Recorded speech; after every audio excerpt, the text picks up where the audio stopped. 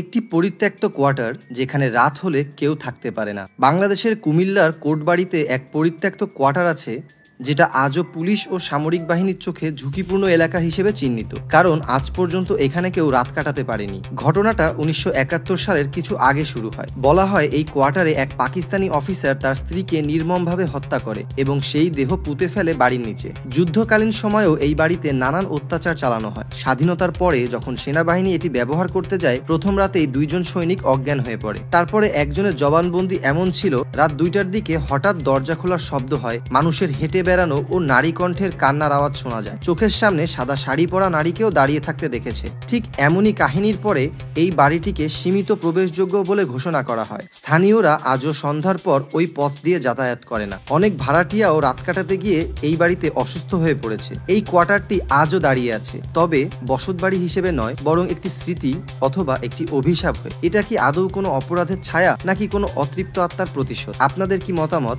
অবশ্যই তা আমাদেরকে কমেন্ট করে জানাবেন। এমনই সব ইন্টারেস্টিং ভিডিও পেতে আমাদের চ্যানেলটি আজই সাবস্ক্রাইব করে পাশে থাকা বেল আইকনটি অন করে আমাদের সাথেই থাকুন। ধন্যবাদ।